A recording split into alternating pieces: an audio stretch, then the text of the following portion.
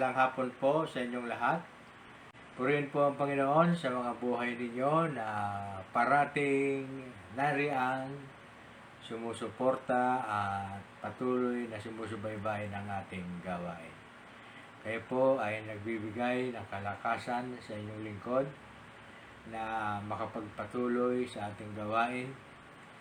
Kasi po kuminsan ay mahina ang laman, ngunit ang espiritu ay malakas. Nangihina ang laman para bang may pagod. Pero kung nakikita ko po kayo ay masugid at palagi ang nariyan at patuloy na sumusuporta, ay nagbibigay po ng kalakasan sa inyong lingkod. Purihin po ang Panginoon. Ang ating pong paksa sa hapong pong ito ay COVID. Sabihin niyo po, tapos na po ang COVID. Tama po, patapos na ang COVID, kaya po ating papaksa ngayon ay COVID. Amen? Hallelujah! Ang COVID po ay acronym. Nilagyan ko po ng acronym ito ng Christ Offers Victory in Disasters.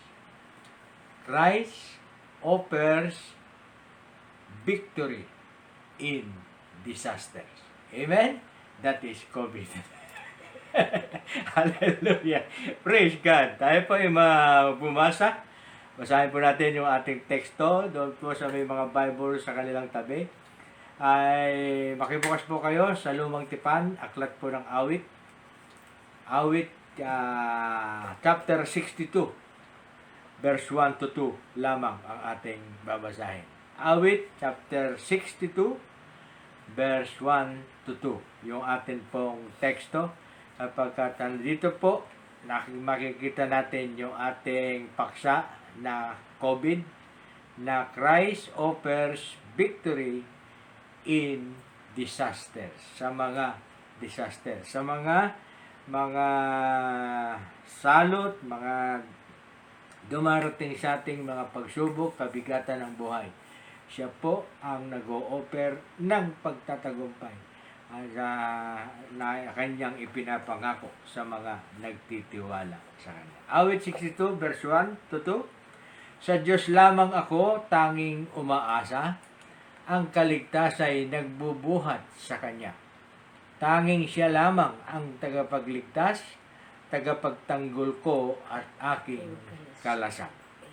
Akin ang tagumpay sa lahat ng oras. Amen. Purihin po ang Panginoon. Tayo po ay manalangin. Hallelujah. Banal at dakilang Diyos na makapangyarihan sa lahat, muli po ang papuri, pagsamba, pagluwalhati at pagdakila ay sa iyo. Muli nga po kami, Panginoon, nagpapasalamat sa lahat po ng mga natanggap naming mga pagpapala sa mga nagdaang araw. Nagpapasalamat po kami sa kalusugan, sa pananatiling buhay after na kami ay nagdanas ng COVID. At nakikita na po namin ang katapusan ng COVID na ito. Kaya nga po, Panginoon, ito po ay aming ipinagpapasalamat at patuloy ka nga po, Panginoon, ang siyang may control ng lahat ng bagay. At tuloy nga po na ang mga disaster na ito ay pansamantala lamang sa aming mga buhay, bagamat ang kaligtasan at ang pangangalaga mo at pagtatanggol mo sa amin ay patuloy na nariyan at patuloy na aming nakakamit, Panginoon. Patuloy ko rin po itinataas sa iyo, Panginoon, ang lahat po ng naabot ng gawain ito, nanonood ngayon at magnunood later. Ganun din po ang frontliner ng aming gawain, ang Milarpis family sa pangunguna po ni Nanay Belia Milarpis at ang kanyang mga anak at mga apo, mga manugang at ganun din po ng kanilang mga kaanak na nasa San Miguel. Salamat po, Panginoon. Ang papurit pasasalamat ay muli ko pong binabalik sa iyo. Karangalan at kadakilaan ng magpakilanman. Ito po kasama namin dalangin sa pangalan ng aming Panginoong Heso Kristo. Amen. Hallelujah. Kaya nga po, binasa po natin, kaya nga po sinawag po nating Christ. Sa Tagalog nito, ang Panginoon ay naghandog o nagbibigay, nag-o-offer ng victory sa lahat po ng mga disaster. Amen? Kaya nga po doon sa sinabi niya po sa verse 1, sa Diyos lamang ako tanging umaasa, ang kaligtas ay nagbubuhat sa Kanya. Inulit po ito kung meron po kayong Bible, basahin niyo rin po yung verse 5 and 6, yun din po ang linalaman. Ganon na ganon din po ang nilalaman. Sabi po sa verse 5 naman, sa verse 1 sabi, sa Diyos lamang ako tanging umaasa. Sa verse 5, tanging sa Diyos lang ako umaasa. Parehas na parehas po ang dating. Ang aking pag-asa ay tanging nasa Kanya. Yun po ang nasa verse 5. Tanging siya lamang ang tagapagligtas, tagapagtanggol ko at aking kalasan. Yun nga po, yun ang pong sinasabi natin na tayo ay nakakamit ng mga pagtatagumpay sa ating buhay sa kabila po ng mga kahirapan, sa kabila po ng mga kabigatan sa buhay, lalong-lalo na sa mga COVID.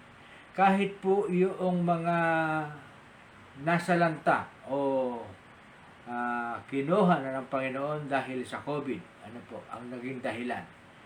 Kung sila po ay nasa Panginoon, sa piling ng Panginoon, handon pa rin po yung victory sa kanila sapagkat sinasabi po natin sa ating pag-aaral na ang lahat na sumampalataya, kahit mamatay ka ngayon, alam naman natin sinasabi ng Biblia, nabubuhayin muli ang mga tapat at sumampalataya at tumanggap sa ating Panginoong Kristo.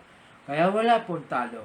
Kahit po sila ay namatay dahil sa COVID, kung sila po ay mananampalataya, sila din po ay magtatagumpay.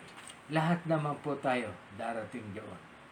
Ang kailangan po natin, pinag-uusapan po natin, yung tayo ay magkaroon ng kaligtasan pagdating ng panahon. Hallelujah. Purihin po ang Panginoon. Basahin ko po yung aking panimulang pananalita.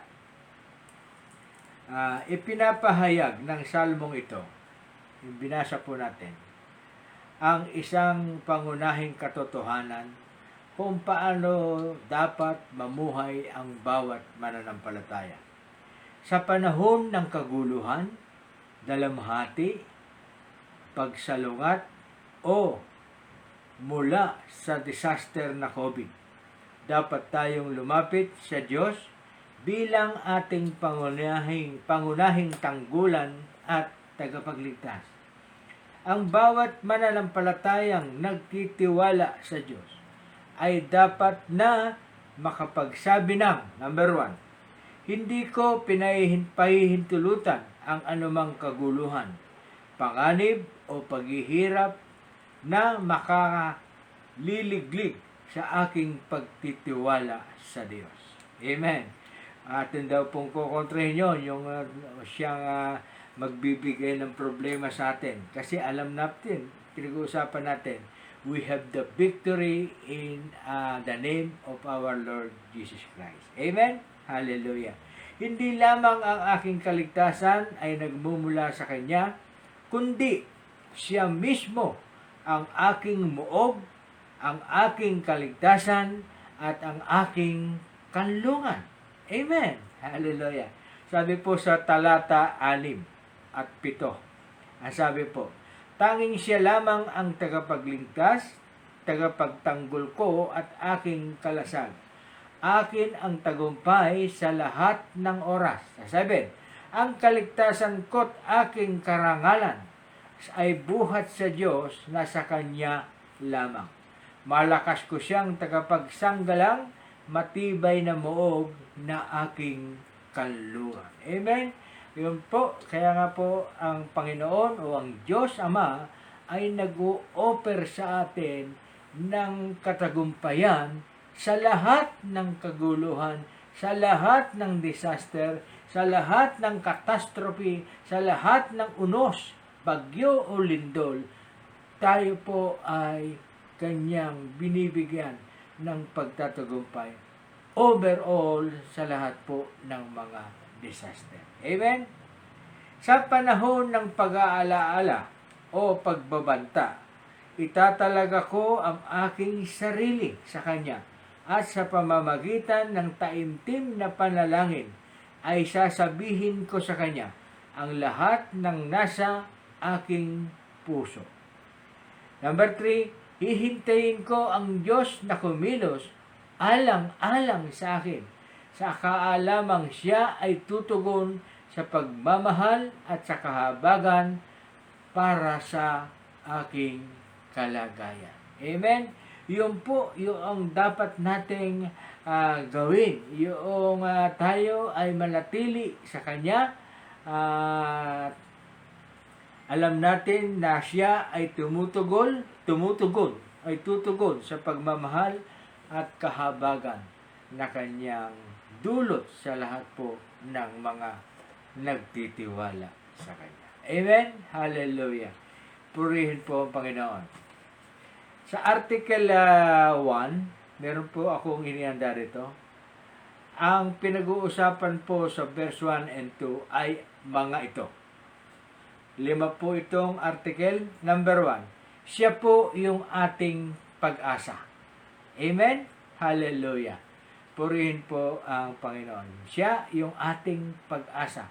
Diba nasabi rin po sa verse 5, sa talata 5, palibasa hindi natin binasa, ang sinasabi ko po, yung verse 5 and verse 1 ay magkatugon, pareho po ng linalaman ng kanilang salita. Sabi po sa verse 5, tanging sa Diyos lang ako umaasa, kasi nga po Siya po yung ating pag-asa. Sabi po sa Awit chapter 5 verse 3, sa dapit umaga ang tinig ko'y dinggin, ang katugunan mo sa aking pagdaing. Pagsikat ng araw, aking hihintayin. Yun po. Tayo po ay umaasa, kaya po tayo ay naghihintay. At kaya tayo naghihintay dahil meron tayong pag-asang aasahan mula sa nadulot ng ating Panginoong Hesukristo. Inuulit ko po, Christ offers victory in any disasters. Hindi ko po lalagyan ng any kasi masisira po yung acronym na COVID. Christ offers victory in disasters. Amen? Hallelujah. Siya po yung ating pag-asa. Di po ba sabi ng John chapter 15, kung di pa ako nagkakamali, 15:7, wala po tayong magagawa kung tayo ay hiwalay sa Kanya. Amen? Wala po tayong magagawa kasi tayo ay Kanyang nilalang. Siya yung makapangyarihang Diyos na makagagawa ng lahat ng bagay. Kaya po yung ating pag-asa nasa Kanya. Sa Kanya po natin iukol. Huwag po tayong mag-alala sa mga problema. Hallelujah. Purihin po ang Panginoon. Hallelujah. Sa awit 42 verse 5, bakit ako malulungkot? Bakit ako nalulungkot? Nabahala ng mainam.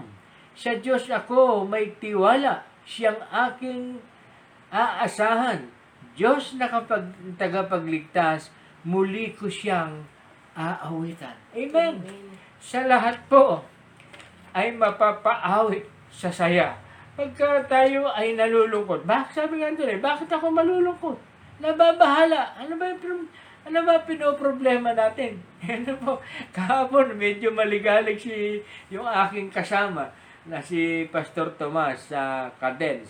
Nasyado siyang naliligalig at akala mo ay kami ay maaagawan ng pwesto sa Kapitolyo. Hindi po.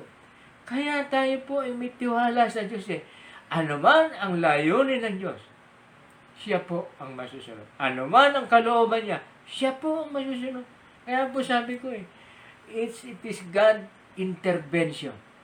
Tingnan po natin, huwag po magtiwala, huwag po tayong naliligalig, huwag po tayong nalulungkot pagdating sa mga problema. Kasi po, merong pong kaguluhan, problema ang aming samahan. Kaya po itong mga kasama ko, ginasabi ko, stay put, stay calm. Masa tayo sa Diyos. Ang Diyos ang magpo-provide ko talaga. Ay unti-unti po nakikita po namin yung aming liwanag. Po, yung liwanag na tinatakpan ng kaaway. Unti-unti na po namin nakikita. At nakikita na po namin yung sinag. Kahapon ay nakapag-umpisa na po kami at nakadalaw na po sa mga opisina na aming tinuturuan. Nakita po namin yung kanilang kagalakan na yung aming presensya, yung aming pagbabalik. Unang-una, nagkaroon ng kaluwagan dahil nga medyo mababa na po ang COVID. At tayo, yun nga po, at nagpapasalamat ang marami na kami ay muling makababalik sa kanilang mga opisina upang sila ay makarinig muli ng salita ng Diyos. Tingnan niyo po, ang tao na uuhaw sa salita ng Diyos. Kaya nga po, kami alam ko magtatagumpay kasi kami po yung nagtuturo at ang gustong pumalit ay hindi nagtuturo sa Kapitolyo. Kaya nga po sabi ko noon, naaawa po ko kung kami ang maalis sa Kapitolyo, naaawa po sa mga taga-Kapitolyo. Kung nakita niyo po, yung kagalakan ng mga tao na kami ay nakabalik at magtuturo ay overflowing po sa puso namin. Nakita po namin. Kasi nga po, andoon yung aming ministry na maibahagi ang salita ng Diyos. Amen.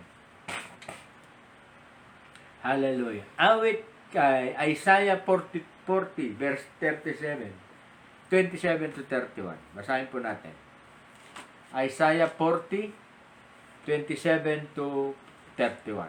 Basahin po natin. Israel, bakit ikaw ay nagrereklamo na tila di alintana ni Yahweh ang kabalisahan mo at tila di pansin ang iyong kaapihan? You see? Ilang tulad natin na ang tayo, yung may problema, tayo yung, sabi ko naman, yung Word of God is continuing. Dito, binabasa natin yung sinasabi niya sa Israel. Pero po ito ay applicable pa rin sa atin. Parang sinasabi, Pastor Mel, bakit ikaw ay nagrereklamo na tila di alintana ni Yahweh ang kabalisahan mo? Amen. Hallelujah. At tila di pansin ang iyong kaapihan. Di ba ninyo alam? Di ba ninyo talos na itong si Yahweh ang walang hanggang Diyos? Siya ang lumikha ng buong daigdig. Hindi siya napapagod sa isipan niya ay walang makatatarok. Amen. Ang mga mahina't napapagal ay pinalalakas. Amen. Kahit kabataan ay napapagod at nanlulupaypay, ngunit ang nagtitiwala kay Yahweh ay mapagpapanibagong sigla. Ang lakas nila ay matutulad sa walang pagod na pakpak ng agila. Sila'y tatakbo ng tatakbo, ngunit hindi manghihina.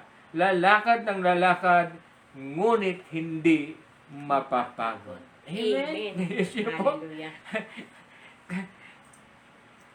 Bibitaw pa ba tayo sa ating Diyos na sinasampalatayan? Kaya nga po tayo, sabi niya, Christ offers victory. Christ offers victory over COVID. Amen? Tingnan niyo po, unti-unti na. Nagkakaroon ng kawapasan. Ang nakalulungkot lang po, yung pong nasawi dahil sa COVID, na hindi, wala sa Panginoon, ay hindi natin masasabi na sila ay may kaligtasan. Sinasabi po ng Bible, ng Biblia, sinasabi ko po sa inyo, kayo po, bago dumating sa kamatayan, dapat siyasatin nyo na kayo ay nasa Panginoon. Amen?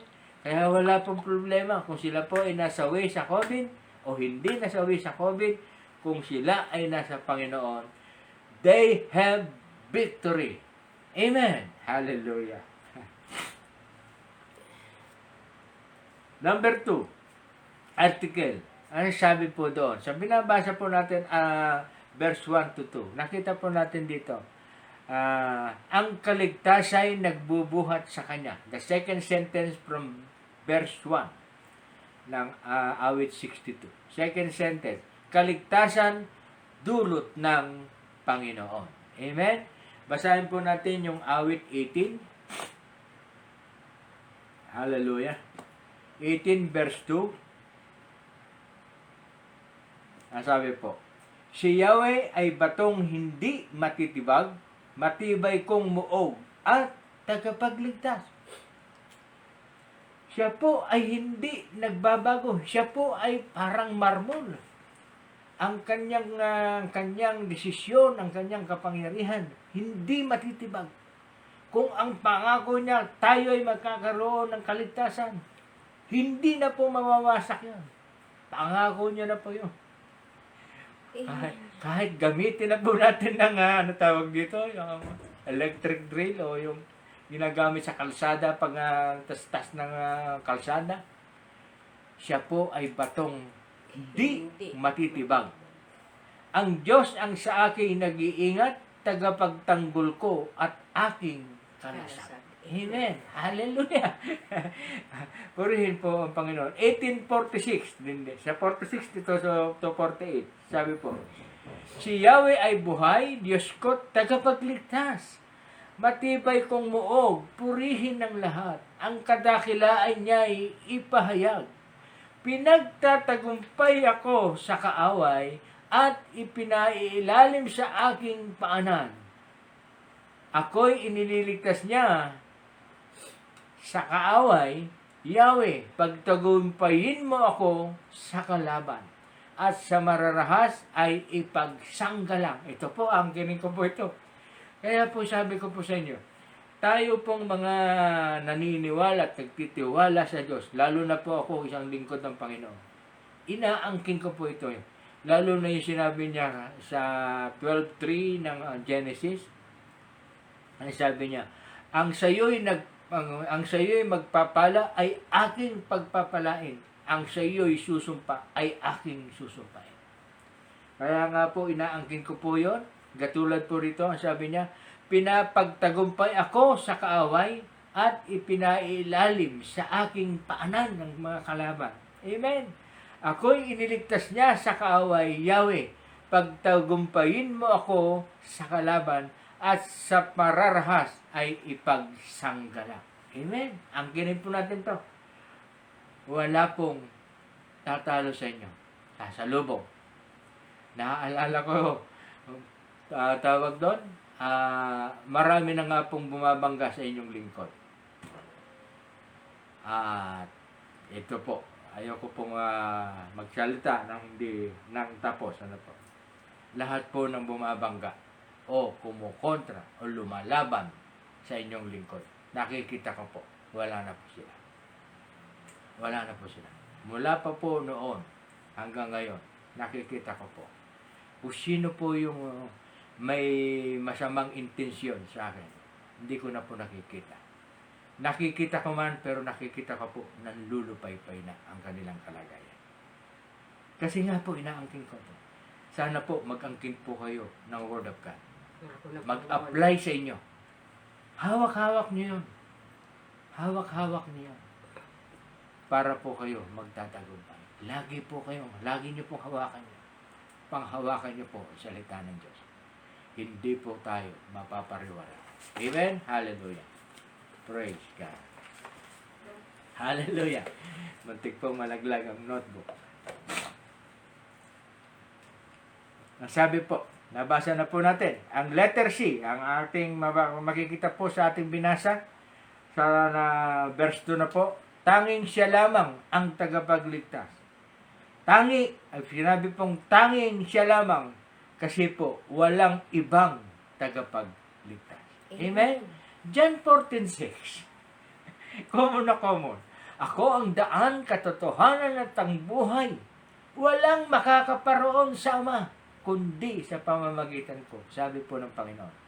Siya lamang eh. Wala mang ibang tagapagligtas. Kung sinabi po sana ng Bible, sa pangalan ni Pastor Mel, maliligtas ka. Sa pangalan ni Sister Oring, maliligtas ka. Abay, maraming daan ng kaligtasan. Pero wala po. Iisa lamang po ang daan. Siya lamang at walang ibang tagapagligtas kundi ang Panginoong Hesukristo. Gawa 4:12, sa silong ng langit, walang ibang pangalang ibinigay ng Diyos na sukat ikaligtas ng mga tao maliban kay Hesukristo. Amen. Siya lamang. Walang ibang tagapagligtas. Gawa 4:12. First Timothy chapter 2 verse 5. Sapagkat iisa ang Diyos at iisa ang tagapamagitan sa Diyos at sa tao, ang taong si Hesukristo, na naghandog ng kanyang buhay upang tubusin ang lahat. Siya ang katunayan ng banal na layunin ng Diyos at nahayag sa takdang panahon. Amen. Wala pong ibang magliligtas at wala pong ibang tagapagligtas. Hindi po ito samahan, hindi po ito iglesia, hindi po ito sa tao, hindi po sa pastor, sa pare, sa unamang sino pang lingkod, kundi ang Panginoong Hesukristo. Amen. Hallelujah. Ginagamit lamang po natin yung church, building, para doon po tayo magpatuloy, mag-nurture ng ating pananampalataya. Doon lamang po natin pinatawag doon, pinag-aaralan, lalong pinayayabong yung ating pananampalataya sa church. Kaya tayo po nagpupunta sa church, doon po natin matatagpuan ang kapayapaan. Kasi po doon sa mga church na ang tinuturo ay ang Panginoong Hesukristo, ay merong kaligtasan sapagkat doon po nila makikita, manonurture, makukultivate. Kasi po, tinanggap mo, Panginoon, pag wala na pong continuation na bumabato, wala ka na bang ibang naririnig. Magbabasa ka sa bahay, paglabas mo, iba ng mundo. Sectoral na, makikita mo, sanlibutan na. At hindi ka nagpupunta sa church, hindi po nakukultivate yung ating pananampalataya. Amen? Kaya kailangan po natin ang mga iglesia sa pakikinig sa mga aral At pakikinig ng salita ng Diyos. ng Diyos na pinapasa namin, mga lingkod. Amen? Hallelujah. Hallelujah. Awit 43. Isaiah 43. Hallelujah. Balik po tayo sa Isaiah 43. Verse 10 to 13. Ang sabi, Israel, ikaw ang saksi ko. Hinirang kita upang maging lingkod ko, upang makilala mo ako at manalig ka sa akin. Walang ibang Diyos na una sa akin, ni meron pa mang iba na darating. Wala na nga po. Akong si Yahweh, tanging ako lamang ang tagapagligtas, wala nang sino man. Amen? Awit 43, chapter 10, verse 10 and 11. Amen. Siya lamang ang walang ibang tagapagligtas. Article 4. Saan po natin mababasa sa second paragraph ng verse 2. Sabi po kasi ng verse 2, sabi, tanging siya lamang ang tagapagligtas. Natapos na po natin. Second sentence, tagapagtanggol ko at kalasag. Siya po yung ating tagapagtanggol at kalasag. Awit 31. Basahin po natin. Awit 31, verse 1 to 3. Hallelujah. Sa iyo, O Yahweh, ako'y lumalapit upang ingatan mo ng hindi malubig. Ang aking dalangin laging sinasambit. Iligtas mo ako, O Diyos na matuwid. Sagipin mo ako ay pakinggan, tanging kublihan ko, ako ay ingatan. Tagapagtanggol ko, aking kaligtasan. Siya po yung ating tagapagtanggol at kalasag. Ganon din po sa awit 18. Babalik po tayo sa awit 18, 30 to 31. Ang sabi po, Ang Diyos na ito ay ganap ang gawa at maaasahan ang kanyang salita. Siya ay kalasag ng mayroong nasa at naghahanap ng kanyang kalinga. You see, siya po yung ating kalasag, tagapagtanggol at kalasag. Si Yahweh ang Diyos na walang katulad, siya lamang ang Diyos na ating kalasag. Amen? Una, kitang-kita po doon, tagapagtanggol at kalasag. Amen. And the last part, doon po sa third sentence ng verse 2, ang sabi po, akin ang tagumpay sa lahat ng oras. Amen. Kompleto po yan, limang subject. Dapat sa preaching, pwede po isang subject lang. Kasi po sa preaching, isang subject lang, pwede mong i-expand. Tayo po kasi nasa Bible study, kaya isa-isa po natin ini-evaluate ang ibig sabihin ng teksto na ating pinag-aaralan. Kasi po nasa sa third sentence ng verse 2, ang sabi po, akin ang tagumpay sa lahat ng oras. Amen. Basahin po natin yung nangyari kay Jose, na anak ni Jacob. Sa Genesis chapter 39, verse 1 to 2. Ang sabi po. Pagdating sa Ehipto, si Jose ipinagbili ng mga Israelita kay Potiphar, ang kapitan ng mga tanod sa palasyo ng Paraon. Sa buong panahon ng paglilingkod niya sa bahay ni Potiphar, si Jose po, sumasa kanya si Yahweh. Anumang kanyang gawin ay nagtatagumpay. You see, pag tayo ay nasa Panginoon, sabi ko nga po, walang problema sa Kapitolyo. Hallelujah. Hallelujah. Pag tayo malinis ang puso, malinis ang kalooban, alam ng Diyos yan. Hindi po malilinis. Kung ano ang motibo mo. Ano po ang motibo namin, grupo? Kami po ay makapagpatuloy ng pagtuturo. Yung umaagaw, ayaw, hindi naman po sila nagtuturo.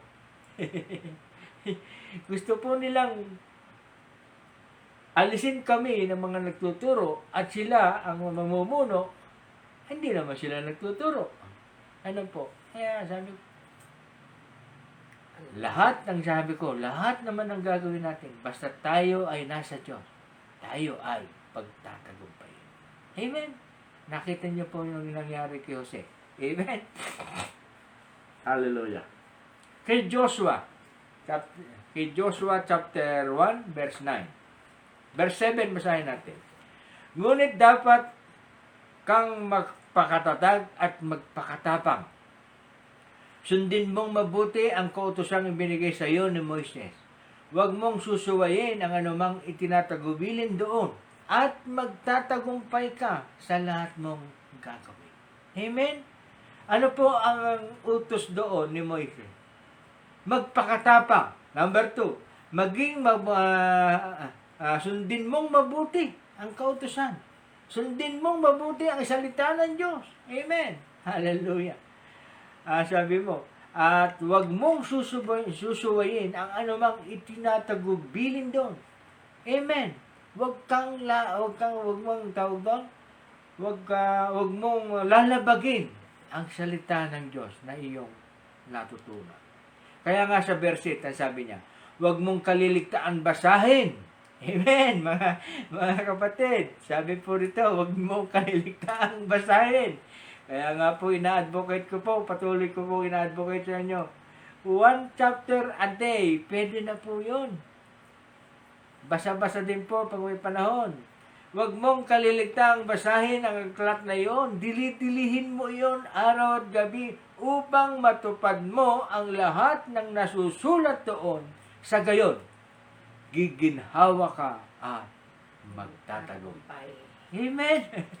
You see, hindi ka naman uutusan ng Diyos na walang katuturan. Hindi ka naman uutusan ng Diyos na walang pagpapala. Sinasabi niya sa atin, bumasa po tayo, dilid-dilihin natin ang kanyang salita. Huwag po natin kalilimutan ang kanyang kautusan. Huwag po natin kalilimutan ang kanyang salita.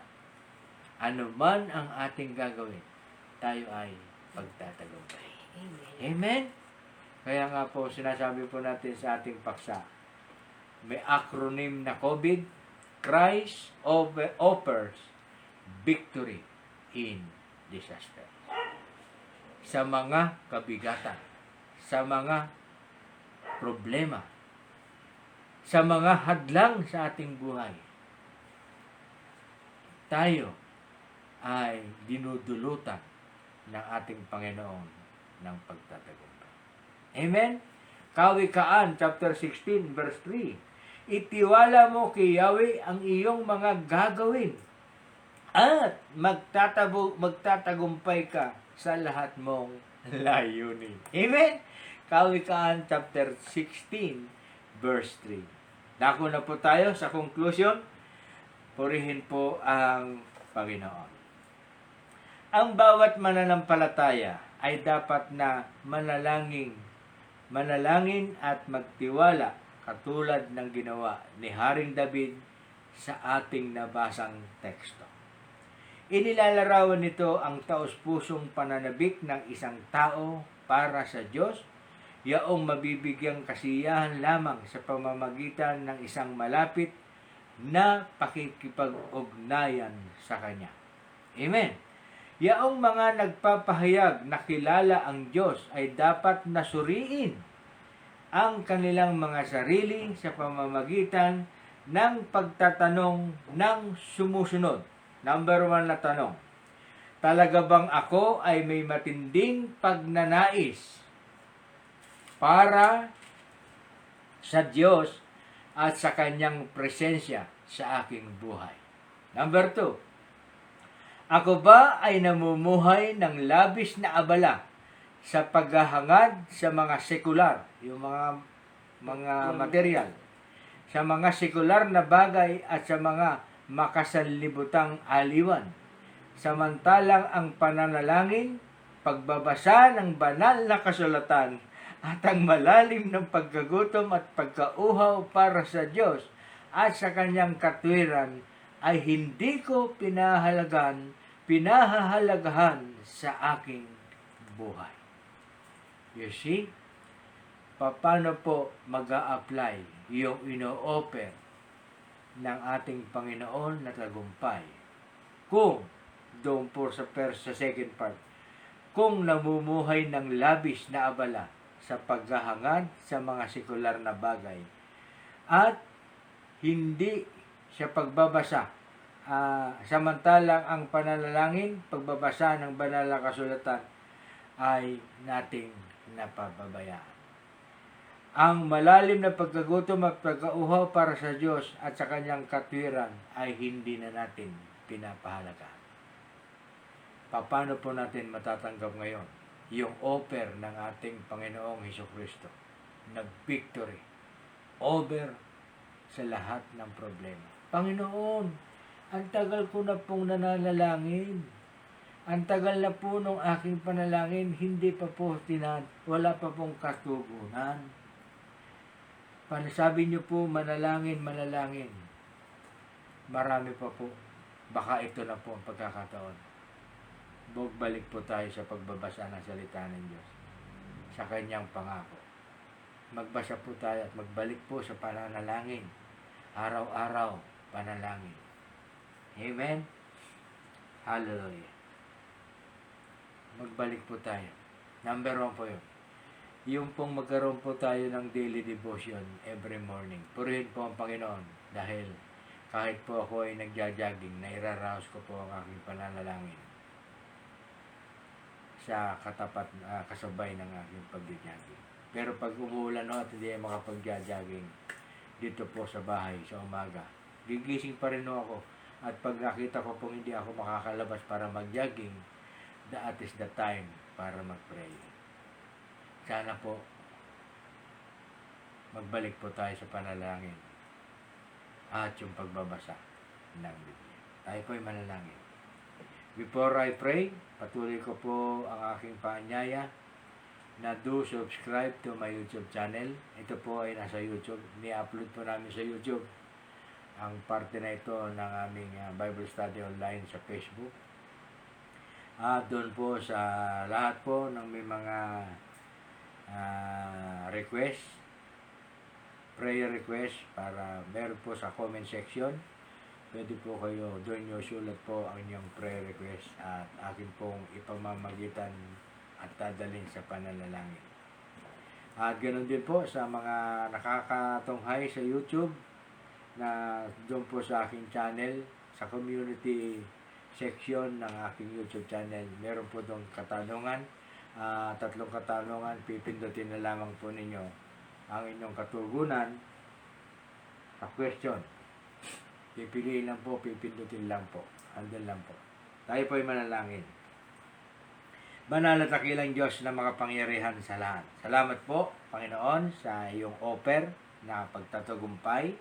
Kung kami nga po, Panginoon, ay mananatili sa iyo, una, sa pananampalataya, pangalawa, sa pananalangin, pangatlo, iyong pong pagtitiwala at patuloy na pagbabasa ng iyong salita, Panginoon. Salamat po, Panginoon, sa 3 napakadaling bilin mo para sa amin. Napakadali sapagkat ang sumampalataya sa iyo ay madali kang tanggapin. Ang pananalangin ay madali po namin magagawa. At yung pagbabasa ng Bible ay tulungan mo kami na mabigyan kami ng oras para sa aming na makabasa kami, Panginoon, ng isang chapter a day. Ay tulungan mo po kami. Salamat po, Panginoon, at patuloy kang nangungusap sa amin. Tunay nga po, Panginoon, ang tagumpay ay aming makakamit kung kami nga po ay mananatili, nagtitiwala at patuloy na lumalapit sa iyo, Panginoon. Patuloy ko pong tinataas sa iyo ang aming gawain. Patuloy ko pong lahat ng nakatutunghay at nakapanood ng gawain ito ay iyong pagpalain, ingatan, gabayan, at sa lahat po ng may mga karamdaman, ang kagalingan ng aking kahilingan. Salamat po, Panginoon. Muli, ang papuri at pagsamba, pagluwalhati at pagdakila ay sa iyo, magpakailanman. Ito po kasama ko dalangin sa pangalan ng aming Panginoong Jesucristo. Amen. Salamat po sa inyo, sa inyong patuloy na pagsubaybay at pagsama sa amin sa aming gawain sa hapong ito. Muli, ang pagpapala, pag-iingat, gabay at patnubay, kagalingang nagmumula sa ating Panginoong Jesucristo ay sumating lahat. Bye-bye now. To God be the glory.